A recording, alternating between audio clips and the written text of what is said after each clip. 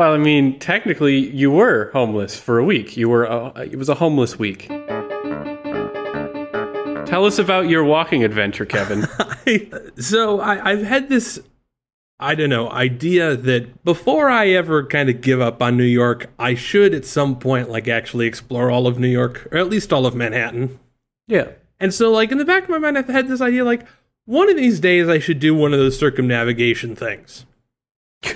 So you walk to one end of New York and Pac-Man to the other side? You basically walk the entire coast of Manhattan. Okay. How long is that? It is 30 miles. Oh, that's not too bad. So it takes most people about a day.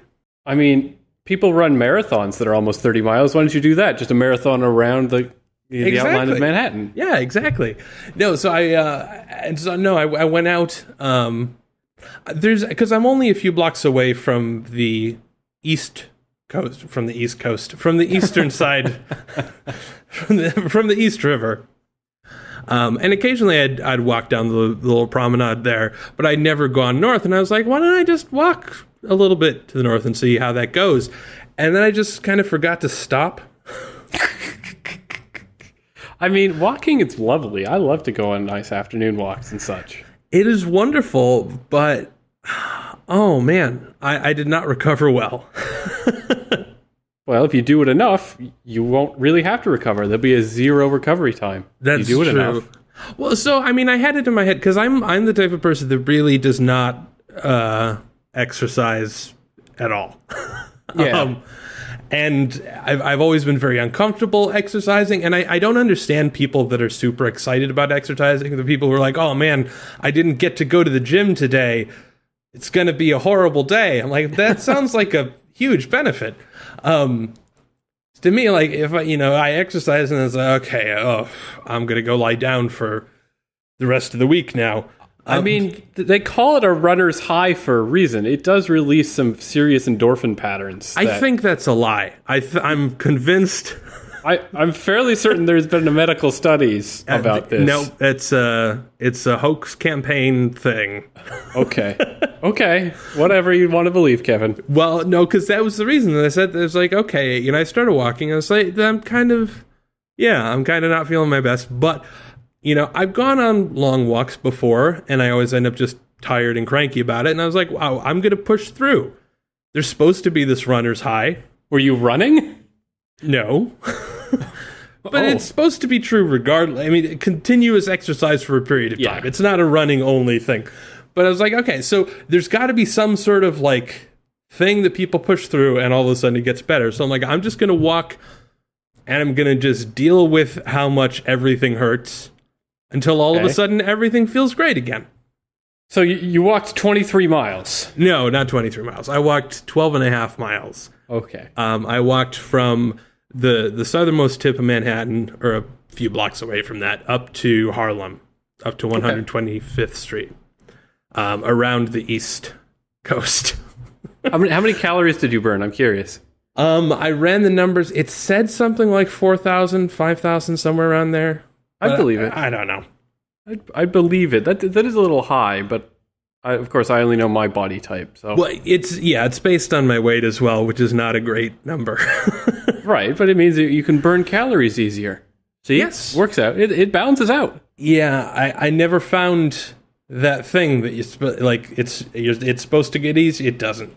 It doesn't. So, I think your problem is you were expecting it all to happen in one day. I think it takes like weeks of training before like your body figures out what's going on and starts responding appropriately. No, see, that's not how things work. Because if that were the case, then no one would ever have discovered that. That's like, if you think about evolution, if having like a smidgen of an eye is horrible, then you never develop a real eye. Like, the thing about good things is that they have to be incrementally good.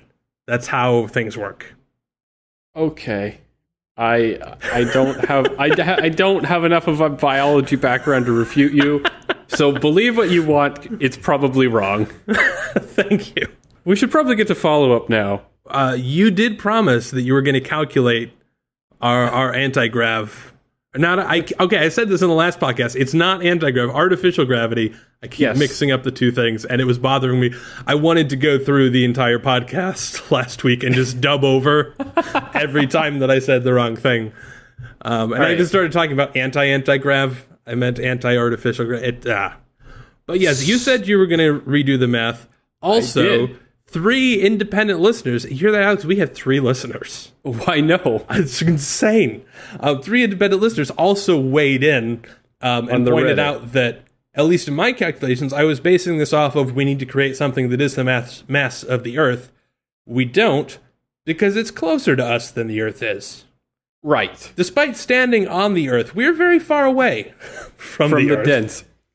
However, and this is the important bit, it was pointed out in the Reddit, and I didn't realize this, that apparent mass doesn't warp space-time. Right. And therefore, no matter how fast we spin our little device, the apparent mass doesn't create gravity.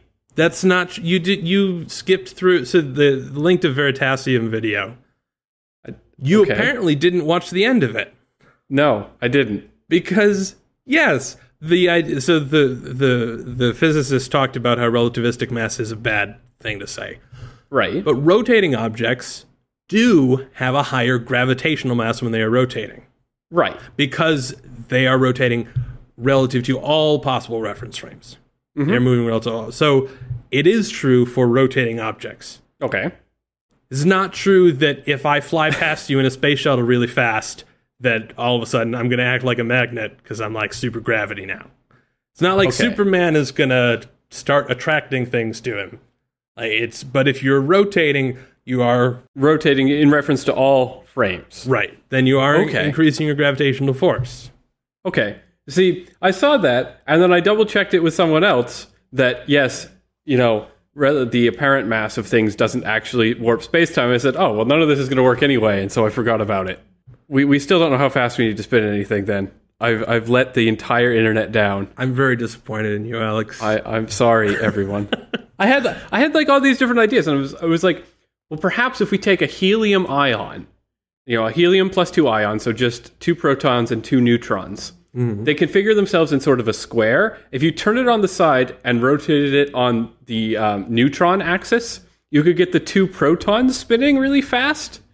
And their apparent mass would kick in, and then you could have a really, really, really fine density. It would basically become a black hole, is what I realized. Is that once you started to get anywhere near like regular masses, it would just collapse into a black hole and disappear. I was like, we could have all these like spinning hydrogen or helium atoms, and it would generate so much gravity, and then it would all make a black hole and kill us all. So. That idea went out the window with the birds. Well, I did go back and try and refactor my math using the new apparent mass that we wanted to generate. Unfortunately, I didn't take good notes about the last time I did it. And when I tried to do it again, and the starting mass of the object that I got was larger than the apparent mass somehow, and I don't know how. I mean, so I'm going to need to go through and really try and figure this out. All right. I'm looking at Kevin's math. All right, so we got E equals MC squared, right? Yes. That's the first one under my assumption. And thanks to Airboy1021 on the subreddit, the actual mass, the apparent mass for the sake of gravity that we need is 1.47 times 10 to the 11th kilograms. Yes. Which means that we can calculate the amount of energy required. So the real E equals MC squared is collapsed, assuming things have no momentum. Is that still satiated in a spinning object? Because the real equation for E equals MC squared is E squared equals PC squared plus M squared C squared? Question mark? Alex, if MC you're going to try squared? and out-science me, you should at least have the decency to do your own math first, so that I have the right to pick it apart as well. I was just curious if that was taken into account. No, I have done no revising of the assumptions. Okay. I just tried to plug things back in using the revised needed mass. Fair enough. But somehow now I got a resulting starting mass that is larger than the mass we were trying to get. So if we spin something, it ends up weighing less. Not weighing less. Ends up exerting less gravitational force, which doesn't make any sense at all. The second equation is that the E is, and that's the energy of angular velocity. Mm-hmm. So that's 1/2 times moment of inertia times, W, not W, but the Greek W squared. And then I set that to be such that an item on the edge is moving at exactly the speed of light to be the upper bound, because it has to be less than that. Yeah. So then you assume that something is moving at the speed of light's distance per second, then you divide it by, because you're talking about radians per second when you're talking about the angular velocity, so you divide it by 2 pi radians, and then also divide it by the circumference. Yeah, so... Because you're saying, in a second, it's traveling this distance, but I want to know how much it travels in a rotation. So I'm saying the rotation is 2 pi r, so divide by 2 pi r, and then divide by the distance of the circumference of the disk as well. So c divided by both of those things. And that gave me the maximum angular velocity that you could possibly ever have for a disk. And then it's just a matter of plugging in that moment of inertia. The r squareds are going to cancel out. Yep. And then, I end up with... because the mass you're getting, the resting mass you're actually getting from the moment of inertia. And the resting mass that I got was larger than the gravitational mass. Kevin, I have an answer. Mm-hmm. I have done the calculation I should have done a while ago. So if you get a cylinder that rotating with a mass of 3,794.01 kilograms, and you get that rotating so that the outer edge of that cylinder is rotating at 299,007. Just shy of the speed of light. So literally 0.000001 less meters per second less than the speed of light. You can get something that is 3,794.01 kilograms up to the apparent mass of 1.47 times 10 to the 11th kilograms, which was the apparent mass given in the Reddit by the friendly user who calculated it for us. Okay. What? Sorry. Say the starting mass again. The resting mass of the object. The resting mass of the object needs to be 3,794.01 kilograms. I was trying to get it down to 1 kilogram, but I was overflowing Wolfram Alpha. How do you... Okay, what is your equation for doing this? Okay, I will add it to the show notes right now. But give me the thing with the... you want the empty equation? I want the empty equation. Don't plug stuff in. Just go, oh, well, I just threw these numbers in. Okay, so the apparent mass... Apartment mass is equal to the resting mass multiplied by the Lorentz constant, which is 1 over square root of 1 minus v squared over c squared. I feel like that probably doesn't work for rotating objects, just because when you're talking about the tangential, then you're not talking about rotational velocity. Right. So it's possible that's wrong. If it is, though, it means that we could have Earth-like gravity by spinning half of an elephant at the speed of light. Yes. And in fact... I mean, PETA, I'm sure, would have a problem with that. I'm sure they would care for the other half of the elephant. So I needed to find like some sort of point of reference. So like, what's approximately 4 tons? I don't know. Or 2 cars, basically. Yeah. And we could get that down if I could find something that was capable of handling like 0.0000000000001 of the speed, less than the speed of light. Because Wolfram Alpha just stops trying to solve it once it gets close enough to being like 1 over 1 subtracted from 1, which is 0. Right. So I'm not convinced that your formula applies, but I'm also not convinced that my formula applies. So I know your formula doesn't apply because you're making things lighter. No. That's just a matter of, and I was looking through, I think the units I think the units are wrong, so I think there must be some place where I'm plugging things in incorrectly. Okay. But I think the way their setup still works. I just need to figure out where I've gone wrong in my calculations. I am unsure of whether or not my actual calculations apply. I'm pretty sure they do. I just looked it up. I found a Stack Overflow about it. So someone on Stack, or not Stack Overflow, it's physics.stackexchange. Okay. Okay. So it's like Stack Overflow, but for physics. Right. Okay. They had an example with a massless stick with 2 weights on the either end, and it was 2m, where m was the mass of each of those weights, multiplied by the Lorentz constant, which is the good old 1 over square root of 1 minus v squared over c squared. I'm just going to say Lorentz constant from now on. The v squared thing is what's bothering me. Okay. I don't think that applies in a rotational reference frame. I don't think you can look at the tangent in that sense. Okay. I mean, that's very possible. I could be, we don't, neither of us are qualified to talk about any of this. Yeah, we're just reading random things on the internet and trying to build cool spaceships. Although there is recent rumor by some of our 3 listeners, Alex, that you and I are in fact aliens who've become stranded on Earth and are desperately trying to come up with means of alternative propulsion to get our way home. I refuse to comment on this. I refuse to comment.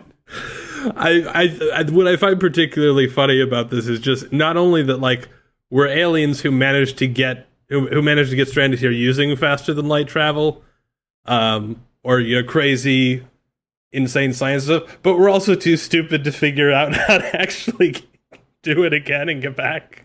Yeah, I mean, I don't know about you, Kevin, but I got here by using my sub-ether sensomatic.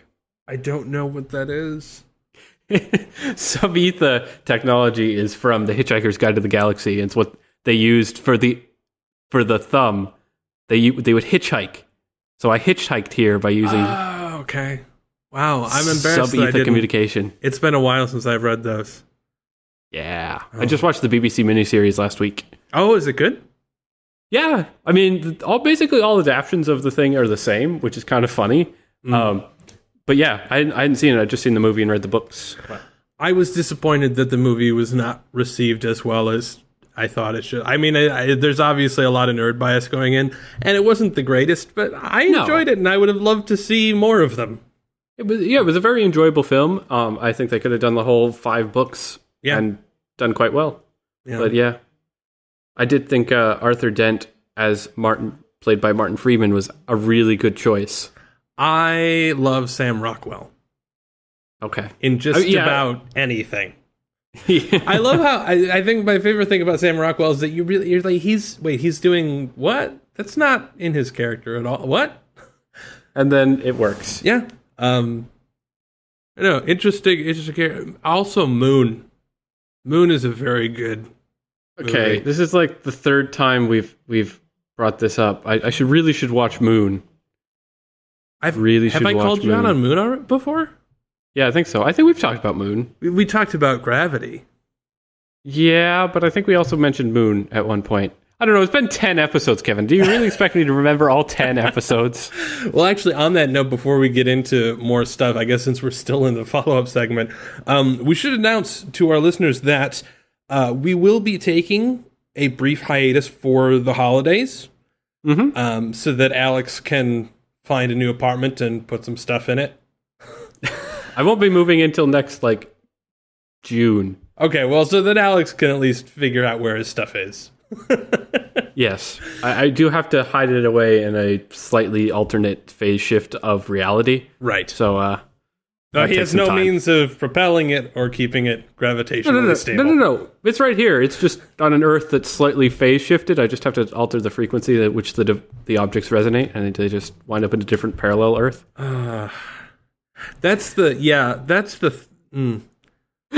As far as this is a stupid thing.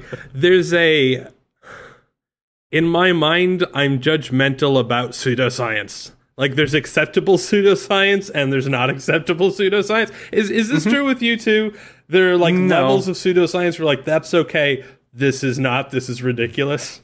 I guess give me some examples of the most ridiculous things that you know of in pseudoscience. Phase shifting is, I think, one. Okay. See, that doesn't bother. I mean, if they was like a legitimate study that came out and said, yeah, that exists, it wouldn't surprise me. So why not? What is even the premise of that, though? I don't know. What is the phase? What I don't know. I honestly don't know, which is why I can't discredit it. It means nothing. It doesn't. All I know is that in that episode of Star Trek: The Next Generation, Geordi should have fallen through the floor and out the back of the spaceship as soon as they moved. But whatever. Is that the one where he goes down and sees his mom? No. He and Ensign Rowe, did something, and then both of them got knocked out of phase with the rest of the ship. And they were like ghosts. I think it was in season 6, maybe? Ghosts, that's another good example. Not a fan of ghost pseudoscience. Are ghosts pseudoscience? I thought they're more paranormal. Well, where's the line between pseudoscience and paranormal? When you put it in a sci-fi show. That's the line. I'm not sure. Maybe. It is weird though, because there are things like, it's a weird classification, I guess, in my mind, because things like artificial gravity, I don't have as much of a problem with. I think there's an extent to which, because it has to exist for narrative reasons, I'm willing to give that one a pass. Mm-hmm. Like, it's like, I understand that you don't have the budget to have a crew of 400 people floating around in every episode of a sci-fi show. I don't know. I've recently finished the original series of Star Trek, which I hadn't finished because I got to season 3 and didn't want to finish it. So you saw Spock's brain and were like, that's enough? I got a few episodes in. No, I think I was in the Native American one. And I'm just like, I can't keep doing this. But there were definitely some points where it's just here is some fake science and it's very obviously ridiculous and we're just going to pretend that it's fine. And it didn't need to, it's not because of budgetary reasons, we need to pretend there's gravity. It's not one of those things. There's a difference between, we're presuming that the Alcubierre warp drive works, and this is some crazy rock monster thing. I don't know. The silicon being? You didn't like the silica-based life? The Horta? No, the Horta was fine. Oh, okay. I was thinking more of the lava planet that suddenly terraforms itself and then does a repeat of the lizard fight. Like, with Abraham Lincoln floating in space. The Abraham Lincoln was my favorite episode. I loved that episode. I've seen it like 3 times. It's not okay, Alex. It's a level of pseudoscience. I can't. It's just a plausibility thing. If it draws me out of the story, I don't like it. I don't know. I think that's great. I think it's awesome. I don't know. Something about Abraham Lincoln floating in space just kind of shakes me out of the story a little bit. I don't know why. I can't tell. I mean, I know that happens all the time, but for whatever reason, it throws me off. Oh my goodness. But yeah, so we will be taking a brief hiatus. We'll be back in the new year. Though we may have a surprise.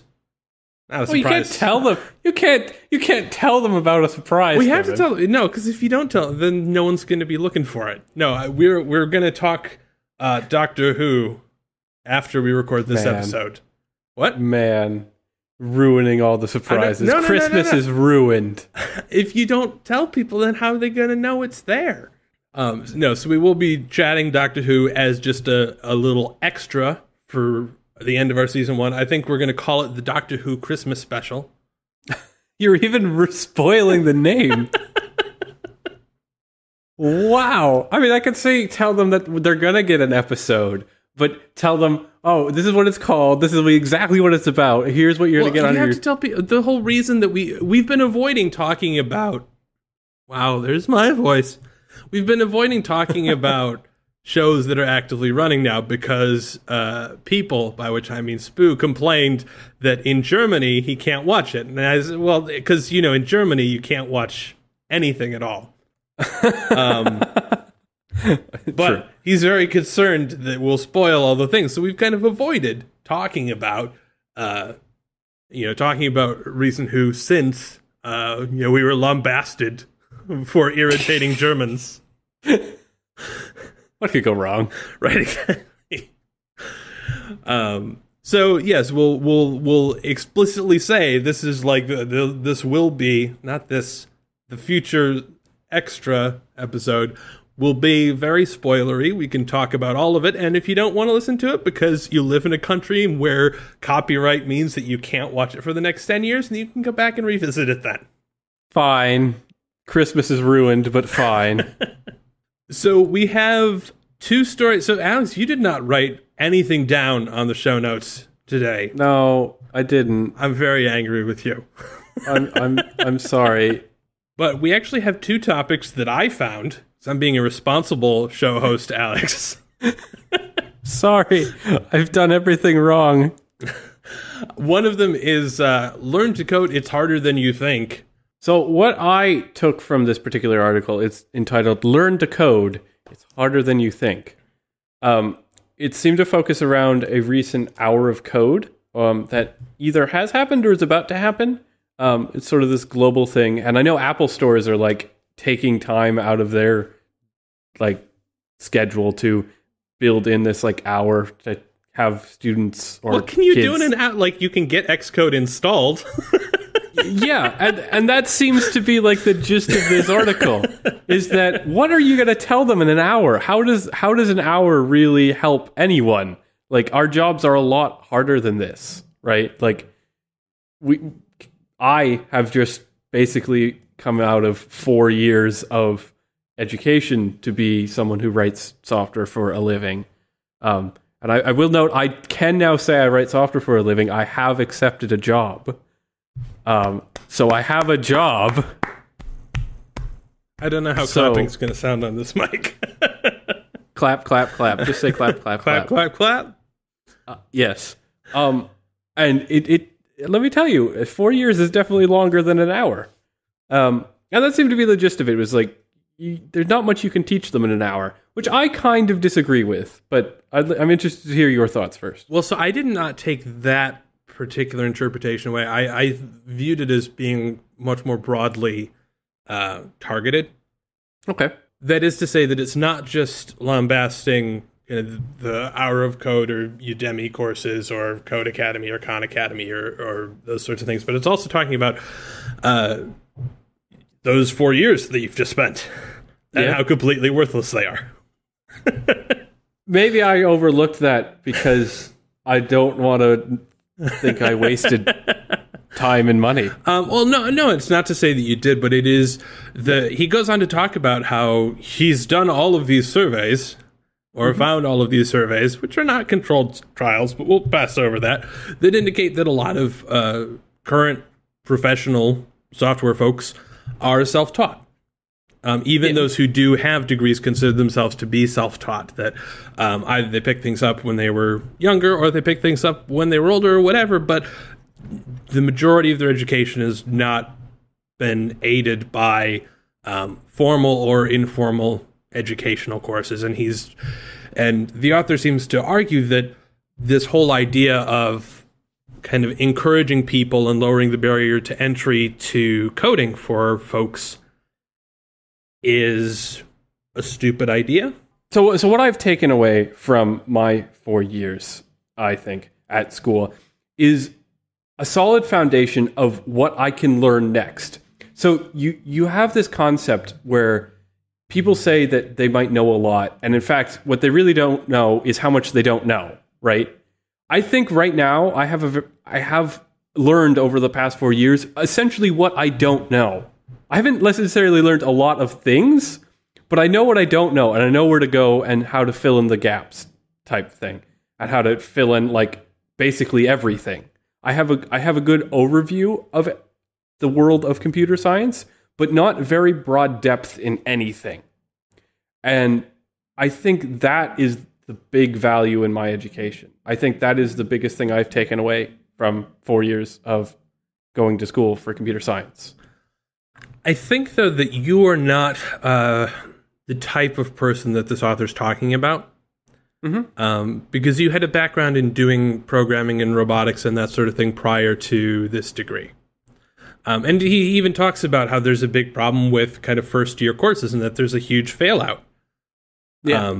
And that may or not be true. I mean, you're at a fairly prestigious university, and so there may be some kind of sort of selection bias in place there. I could tell you that certainly, if I look at my own experiences in undergrad software development, it does not mirror that at all. I didn't walk away from that feeling like, good, I know what I don't know. I know the things that I want to learn. I know the directions that I want to go in. I was very fortunate in that I got a job with someone who really mentored me in software and kind of handed me a career, which has been amazing. But certainly the undergrad experience was not that.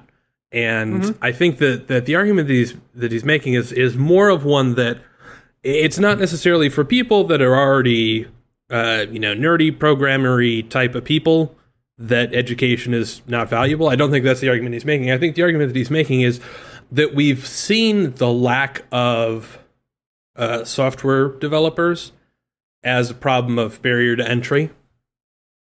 Okay. And he seems to be rather adamant and perhaps angry about this. And his counterpoint is maybe it's actually a hard thing and we should consider it a hard thing, like medicine. Like maybe it's not just that it is that we don't have good ways to teach it to people, or that we're not doing a good job of making education available. Maybe it's something that is hard and we should treat it with that sort of respect. Because I think the attitude that I got from the article was that he felt that people kind of think the profession in a sort of cavalier way as anybody could do it, so why isn't everybody doing it? But then the question is, why don't we see the same things with math, right? So we could always use more mathematicians, more people who are very good at math. I don't see hours of math. I don't see anything sort of like the same drive with math programs. Could we use more mathematicians, though? To play devil's advocate, what do you do with a graduate degree in mathematics? You teach mathematics. No. Yes. No, I mean, you can do other things than just teach math. I mean, no, there's plenty of other things, but it's not math. It's generally you take math and then you apply it toward a different field. I suppose that having math skill, sure, but the idea that there aren't enough people with math degrees, I don't think is. I think the idea that there aren't enough people that understand mathematics is an argument that can be made, but the idea that there aren't enough people with degrees in math is a harder case to make. Because you could say, well, there are plenty of people with accounting degrees. There are plenty of people with software degrees. There are plenty of people with physics degrees with, any number of, there are people with undergrads in business that are very, very good at Excel and have a good understanding of stats. But I don't think there's a big. I mean, part of the thing is just because software is so big, there's an employment crisis, which is great for all of us.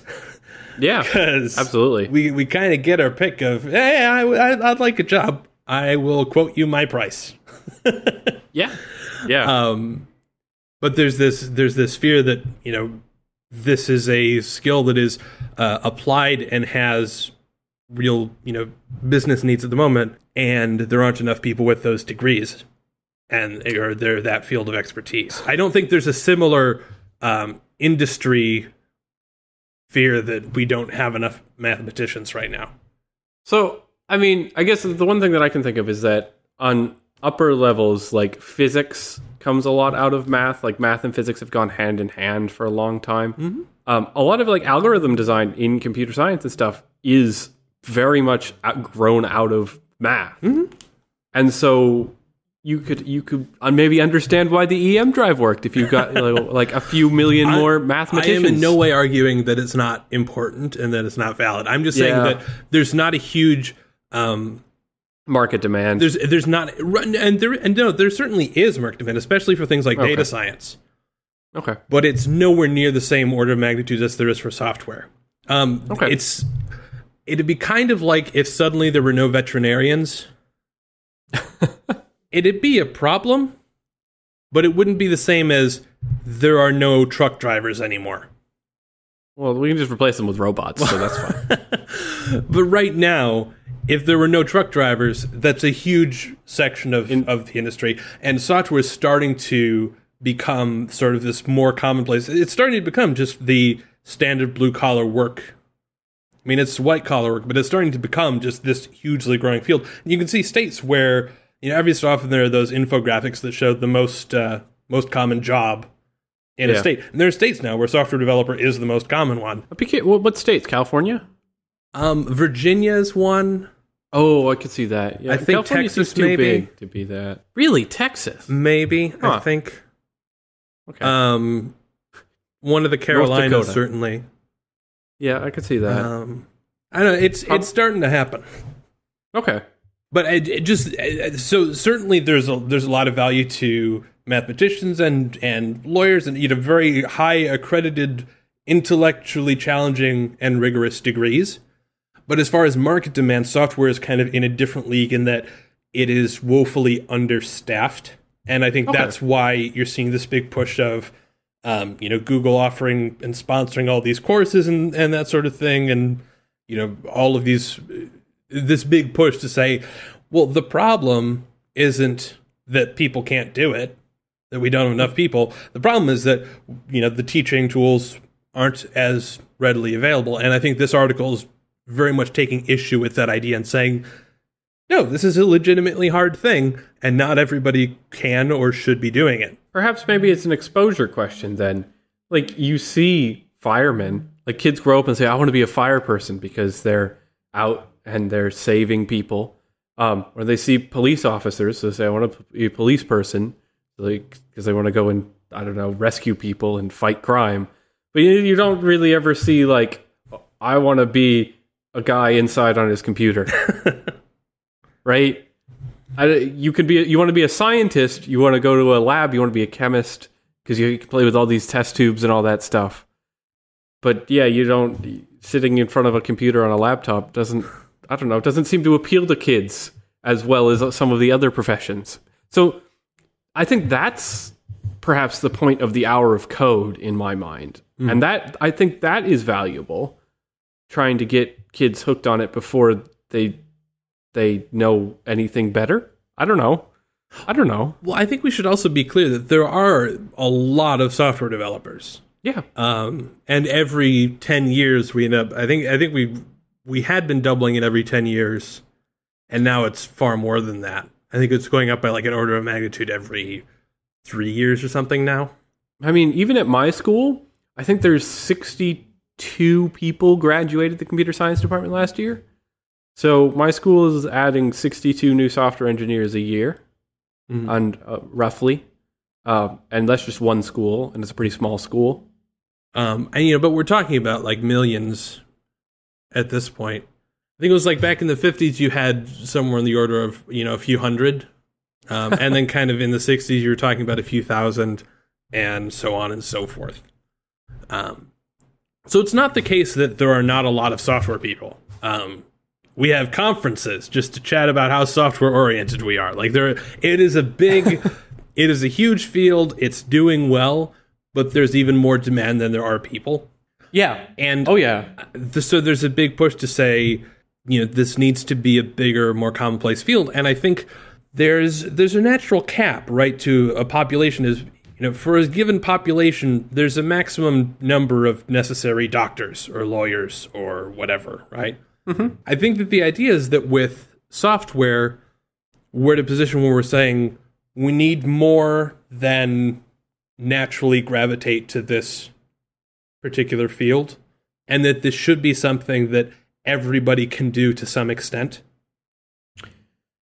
If you look at the marketing materials for a lot of these courses, they're not exclusively targeted toward let's try and turn someone into let's take a social media professional and turn them into a coder. But they are very much targeted toward people who aren't necessarily looking at software as a career, but saying, you need to know more than how to sum things in Excel. Like you should know general programming concepts. This should be a wide human skill. And I think this article is saying, no, this is an accredited, that's like saying everyone should know how to diagnose cancer. Like, yeah, but at some point you can break it down to transistors. And I think a transistor logic is pretty simple. So if everyone can understand transistor logic, they could work up from there, right? I don't know that everyone has an idea of what a transistor is.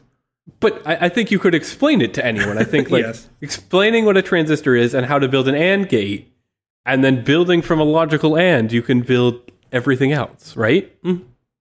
So I think it's just sort of extrapolating from basic human logic. But the thing that I think is really set out in this article that I think is interesting is the idea that it's still true that the majority of people that end up doing well in software are not getting to that point because of educational experiences. That it's not if only we had a computer class in high school, we would have many more genius programmers. Mm-hmm. Or if only we had more free online coursework, we'd have people to staff all of the jobs. It's still the case that there's a vast majority of people that are self-taught, continued self-taught, self-motivated learners, and that perhaps the idea of just trying to lower the barrier to entry is not going to fix the problem that any of these things are trying to address. I think there may be a bit of a bias in there because software engineering is not something that you can just learn and then be done. Like, you can learn how to be a carpenter and that triangles are strong things and what a house looks like, and then just build houses for the rest of your life, right? Software is like a constantly changing and an evolving field, and if you don't keep learning, then you're not going to be a very good software engineer for very long. And so if you've been in the industry for more than 4 years, you've now learned probably more or less about what you did in school, just in real life, in experiences and stuff. And now you're a majority self-taught learner, right? I would call it more like 3 months, but okay. I don't know. I haven't worked for 3 months yet. I will get back to you in a year. We'll check in when I've worked 3 months. This is something where I wonder if other people have the same sort of experience. I look at, certainly it's the case that, maybe not our parents' generation, but their parents' generation, the idea was that you learned a particular skill and then you went to work for the one company that you were going to work for, and then you got a pension. Yeah. Pensions, for those of you who don't know, are when the company just continues to pay you money after you retire for no good reason. They stopped doing that. Well, the theory was the company paid it into an account. Right. So you were earning that money, and then they just paid out that money from that account. Right. Until you die. Right. This has been largely replaced by the 401k, which not enough people are putting money into and that sort of thing. But at the same time, part of it was because of this whole mobility thing that you were going to be, now we're switching jobs every 3 years. But I think now I can't imagine any field where you can sort of stay stagnant indefinitely. I think carpentry. I don't think so. Really? I think that the demands of the things that need to be built are going to change.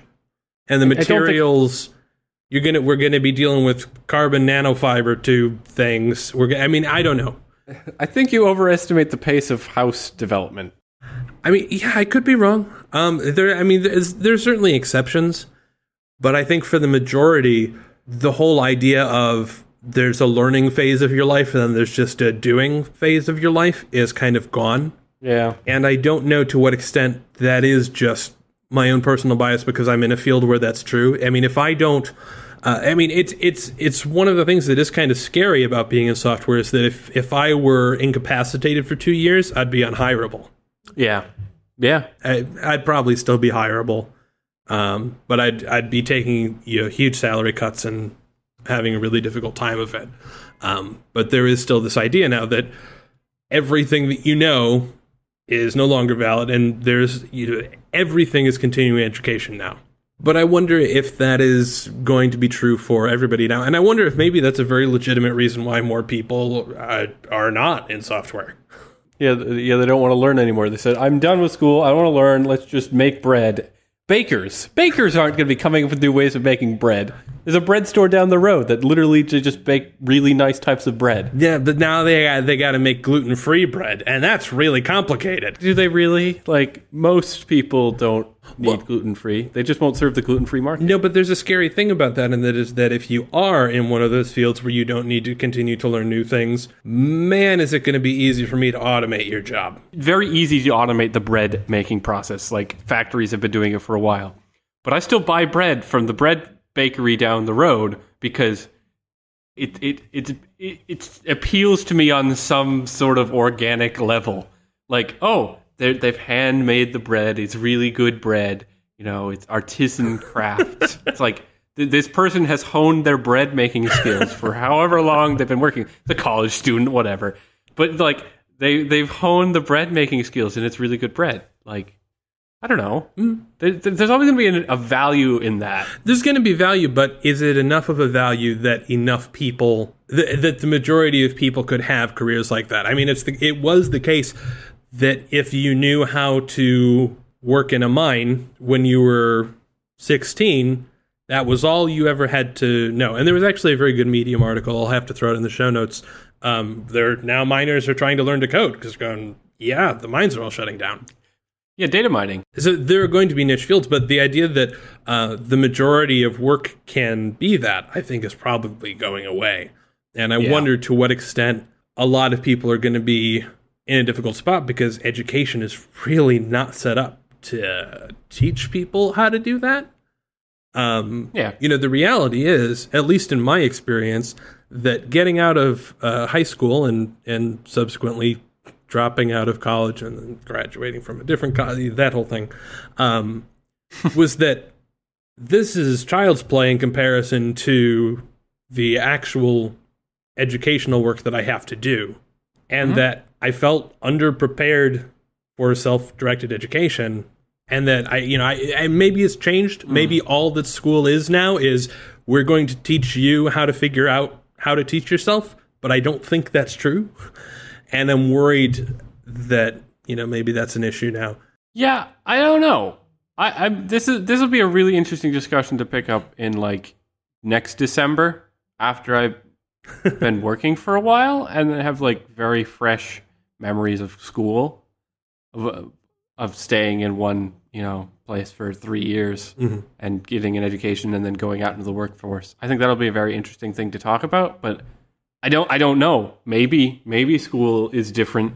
Maybe my school did things that I didn't even realize it was doing to try to help prepare me for the workforce. I'll find out soon enough. I feel bad because we already steal. We don't really steal. We stole the format from Hello Internet. Yeah. But I want to steal their topic now too. What topic? Artificial intelligence. It will destroy us all. I thought that was the asteroids. Yeah, no, apparently now it's computers. But the aliens don't know that. So CGP Grey in Hello Internet mentioned that he read this book called... Whoops. There we go. Mentioned that he... Called Whoops. Called Whoops. Yes, thank you. Mentioned that he read this book called Superintelligence. Which you may have seen stories about Bill Gates and Elon Musk and everybody freaking out, and Stephen Hawking and... Yep. Computers are going to ruin the world. I've read/listened to most of the book at this point. So you've given the example before, I think, of a paperclip making computer. I think you talked about this in a previous episode. If you tell a computer to make paperclips, it'll destroy the universe to... I don't remember bringing this up, but it sounds like something I would say. I swore that you talked about this, but the idea that you set a computer's goal as to make the maximum number of paperclips possible, and that eventually what it ends up doing is it tricks humans into thinking it's done and then destroys all the humans so that it has enough material so that it can continue building paperclips in perpetuity. Yeah. Just the idea of having these unbounded goals on computer systems means that it's possible to generate an intelligence that is way more clever than us, and it can trick us into furthering its narrow goal to our own peril. And that the idea of figuring out how to have artificial intelligence while preserving its benevolence is a very difficult and unsolved problem, and that we need to... I mean, basically, the idea is that we need to stop using artificial intelligence until we solve this problem. At this point, artificial intelligence can just barely beat us at some board games. At this point, I'm not certain that the branching factor of humanity is small enough for us to worry about in any near-term scale. What board game can the computer not beat us at? It can kind of... Like, in the video you linked, they were talking about how it just barely able to beat us at Go. Oh, so you're jumping ahead of me, man. I mean, you came into the AI topic. No, so the idea of this book is the author goes through these techniques for limiting computers, that maybe we put it in an isolated room and we don't let it have access to the internet, and we treat it like, he calls it an oracle. Basically, we can go in, it's not a database, but we can go in and we can ask it questions, and it is not able to take action in the real world. Or there are potentially things that we could say that we designed a computer whose goal is to do what it thinks we meant when we said to do a thing, rather than to do the thing. I think we should just implement all 3 laws of Isaac Asimov and his laws of robotics. Have those 3 in every single robot ever created, and we'll be fine, right? He was a smart guy. He came up with the laws. First law, you shall do no harm to humans. Second law, you have to follow any order given to you. Third law, you need to preserve yourself. And then, you have the hierarchy. It's very simple. The problem with the laws of robotics, though, is that they fail all the time. When do they fail? Well, for example, in Asimov's actual works, I mean, all of his books kind of talk about how they don't work. Yeah, but, it's good enough. Most of the time people survive, right? Yeah, Well, so, the example right now is self-driving cars, right? Yeah. You're driving in a self-driving car, and due to... Riding. Fine. You're riding in a self-driving car, and through no fault of your own or the computer's own, there's now a situation where it has to choose between allowing 3 people to come to harm or allowing you to come to harm, or, some other permutation of that sort of thing. All of those would violate the first rule. Would it, though? Yes. You cannot cause harm or allow through inaction someone to come to harm. Now, the problem is then, so let's imagine that you're about to either... You can crash your own car into a brick wall, killing the 1 passenger, or you can crash into 3 pedestrians. So if you follow those rules, 1 either is going to crash the thing because there are no actions that it can take that allow the rule. And there's actually an Asimov story where they're trying to recover a robot that they sent to go investigate something that ends up causing this sort of infinite loop. And they go out to try and get the thing. They try and put themselves in danger so that the robot will rescue them, but the robot that carried them out there ends up rescuing them, even though they tell it not to, because it can't, through inaction, allow the person to come to harm. So you're in this car, and it's making the choice of whether to throw you into a wall and kill you, or run over 3 pedestrians. If it doesn't crash after the first one, then you've got the second rule of following instructions. Let's assume you don't know what to do. You've not given it instructions of what to do in that situation. Well, so that doesn't apply. I think that's an important question. Like, what would you tell it to do? Well, no. Just assuming for now that you have not instructed it, that this is a pinpoint action. There's not time for you to go, it's going to kill 3... I wonder, let me think. All right, computer, here's what we're going to do. Like, there's not time for that. So that's a no. I understand. The third one is self-preservation, in which case it's going to run over 3 pedestrians, which causes more loss of life than would otherwise have happened. I think it's very important to consider how we would act in that situation. Would we crash our own car to save 3 people? I can't honestly say that I would. There are certainly cases where, I mean, not that specific example, but there are certainly cases where people put themselves in great danger to save a large number of people. Yeah, and we hold those people up. We call those people heroes. I agree. Like, we consider that to be a good thing to do. Yes, but is that the action that we would want to program our cars to do? Because so assuming you are thinking in this hypothetical situations. And you're programming cars, to use not quite total artificial intelligence, but like augmented intelligence. So you're programming in certain cases where we want a certain defined behavior. So say we're in a situation where we have to choose between the passenger's life or an external life. Which do we, as the car programmers, tell the car to do? Like what do we do? I don't have an answer. I don't either. All I'm saying is that the laws of robotics don't work. It's also true that if we were talking about a super omniscient computer, then the self-driving car simply wouldn't turn on. I mean, if I suppose maybe fully electric cars might turn on, but only if they were entirely confident that we were not going to run out of energy. I mean, the thing is, if you extrapolate it out enough, the problem is that to do anything of real significance, there is going to be some sort of human cost, regardless of what you do. There's a butterfly effect thing going on, and if you have a super intelligence, it's going to be able to know the consequences of all of its actions, and it's going to be able to not complete a whole bunch of instructions. If we, if we had a computer during the Manhattan Project that was super intelligent and we told it to design the atom bomb, it wouldn't do it. I think that feels like cheating, because if we were omnipotent and could just instantly decide what any of our actions would do, I don't think we'd do anything either. But you see the point, though. I see the point. It feels like a silly point. We're never going to have an omniscient AI.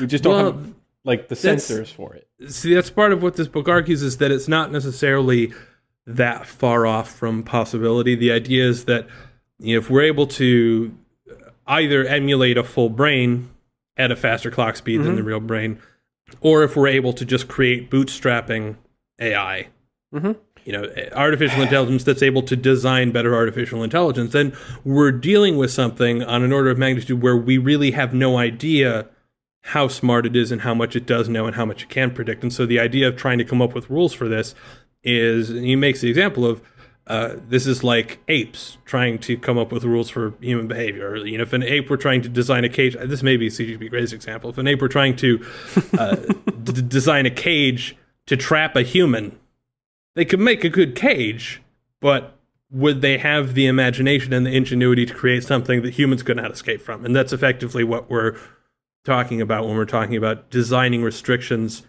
to control artificial intelligence. Part of me is like, you're writing an artificial intelligence to accomplish a goal, and assuming it has what people might call a soul and is like a thing.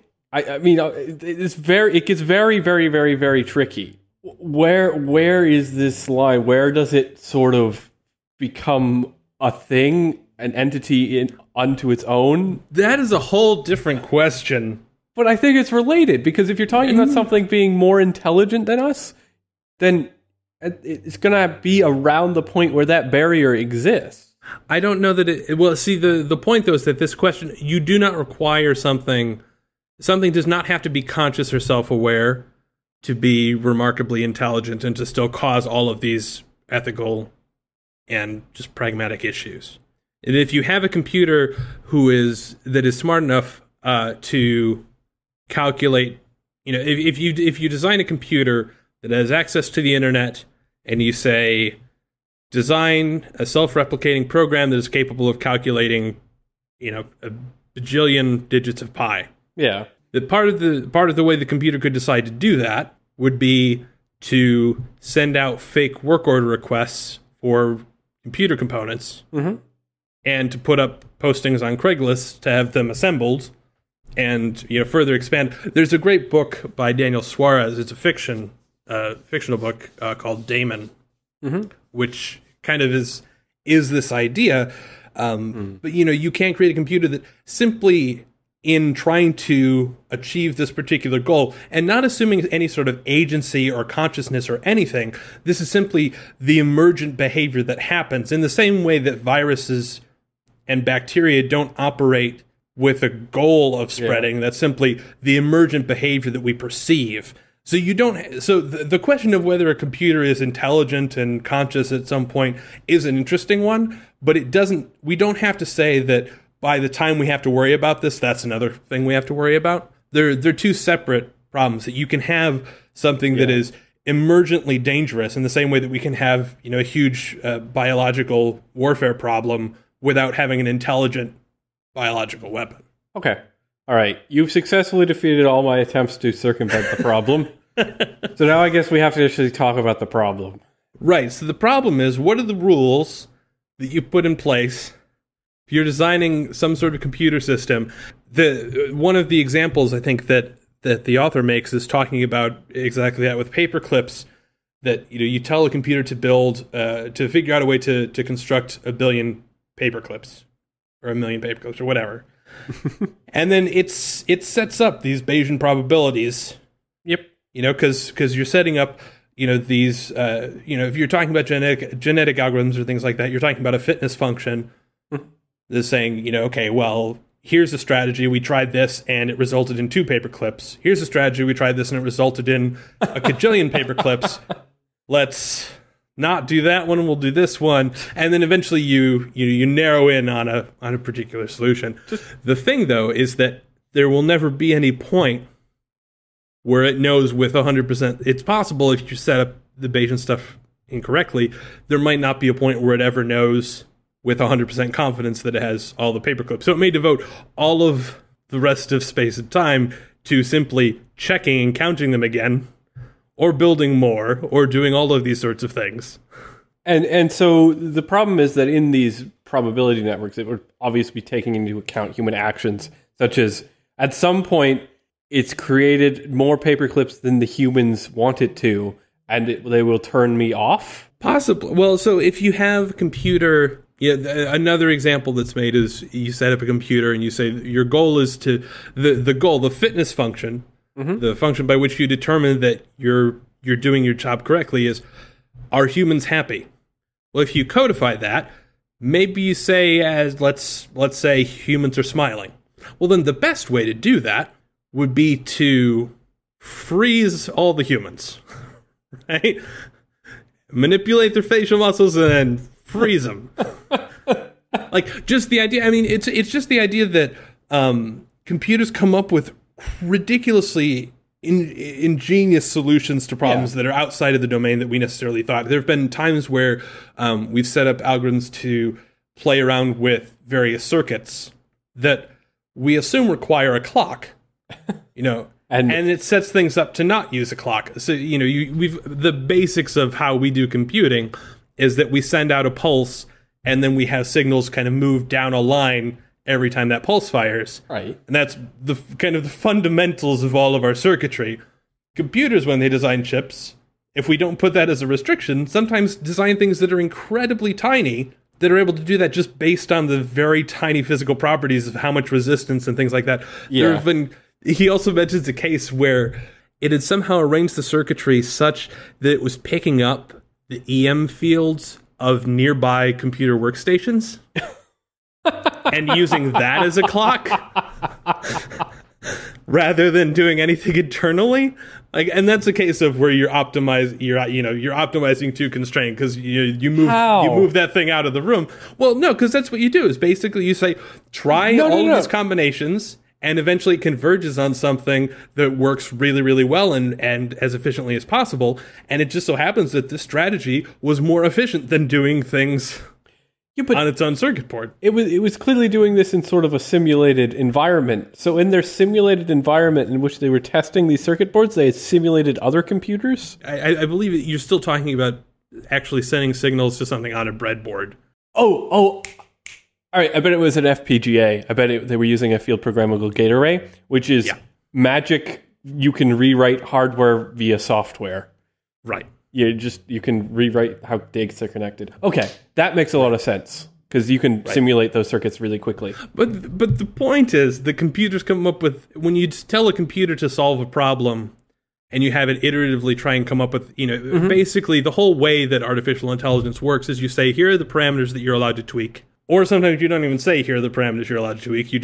You make those parameters available in some way. Yeah. And you just let it run. And the first time it will do just about nothing. And then every so often it'll randomly do something. It's very much like, real evolution. There's a small mutation, then it goes, hey, that was a little bit better. We're going to use that as our starting point now for future generations. And without constraints, it can come up with these really crazy solutions to problems that may not be in our own best interest. Another example, and I was thinking about this, you've seen sometimes the Mario speedruns? Yep. That they've set up which are really, really cool. Basically, it tracks, Mario's position on the screen. It goes, okay, well, that was a little bit better, so let's try that strategy this time. One thing that a computer could do that would be even better would be to just go and change those values. So you can access the memory. Right, exactly. I mean, if the computer has access to the memory, then eventually, given enough time, that's what it would do, right? Right. That instead of even playing the game, it would just go ahead and cheat and rewrite the score, and that's where it would converge. It would find one of those crazy buffer overflow attacks that they pull off in those old games. Have you ever seen speedrunners find glitches in the corners of games like Mario and Zelda? That's a perfect example, though.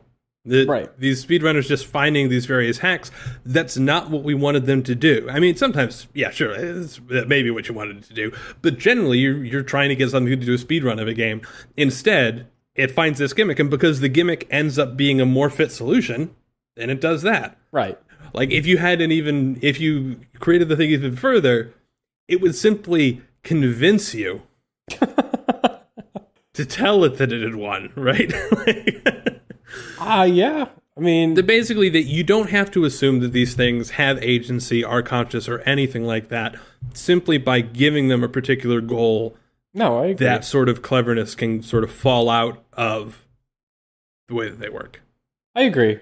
I thought maybe it would be an easy way to explain away the problem, but I guess you can't do that. Well, so the question is, does this mean that we're toast? I don't know. I don't think we're toast.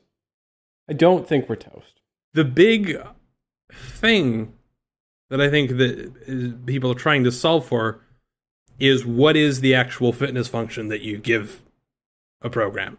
If you know that, it could eventually, and actually that's a good example. So let's say that you're running a genetic algorithm that is trying to solve for pi. Yep.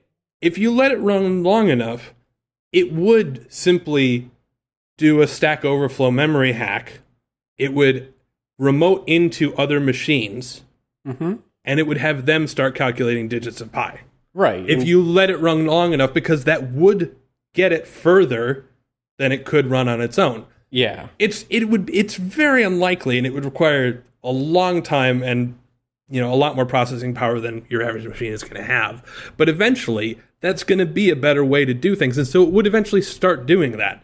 It would eventually infect the entire internet in order to do this, in order to compute pi.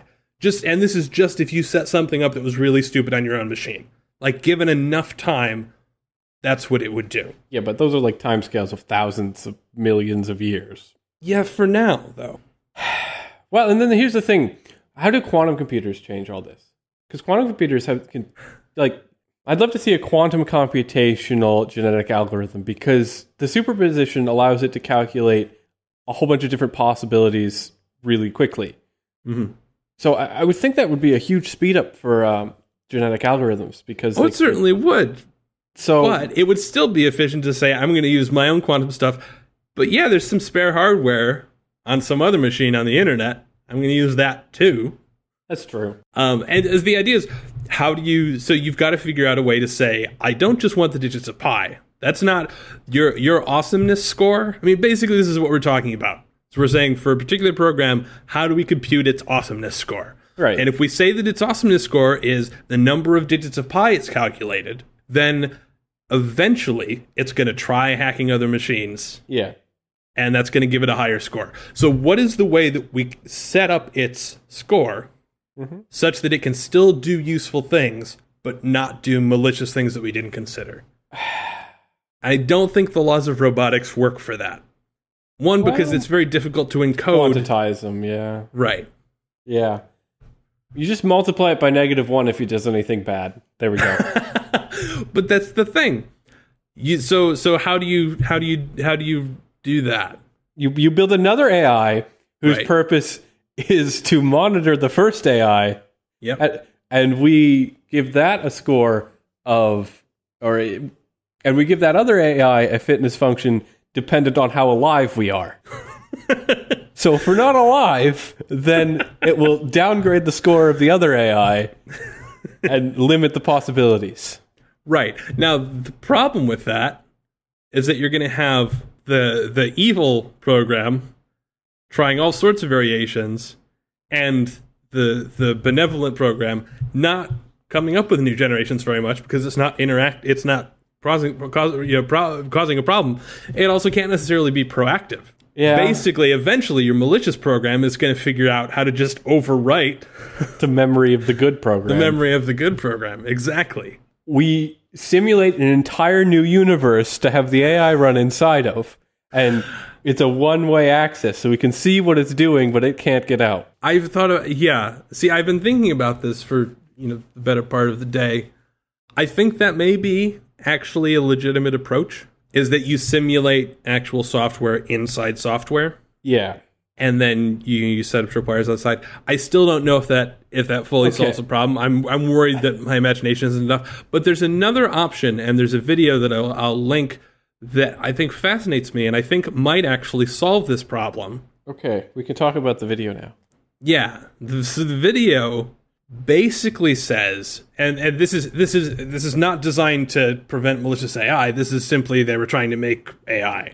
And they decided that their fitness function should be the number of possible things that you can do in the future. And that's the goal.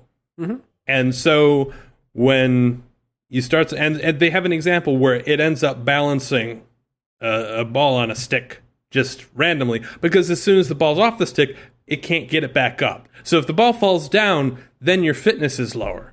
So my only concern with a system that tries to optimize the total possible number of things that can follow it is exponential growth works best when you have a large number of small things. So if they just atomize the whole universe, the number of possible configurations of all the atoms is therefore greater. But this is true kind of regardless of how we're doing this evaluation. We're still talking in a world where we've set up a computer whose goal is to design a better computer, whose goal is to design a better computer, and somehow it manages to do things that are incredibly complicated. Right. Right. So all we're doing for this example is trying to figure out what is a set of rules that a theoretically omniscient computer could follow that's not going to result in our ultimate demise. But I'm not convinced that the 11-minute video didn't convince me that just by restraining it so that the more available options it has, the better. Because I still think like if you can just destroy the whole universe, then you can move all the pieces that's left over into different combinations and different universes, and therefore you inherently have more combinations and more possibilities because of that.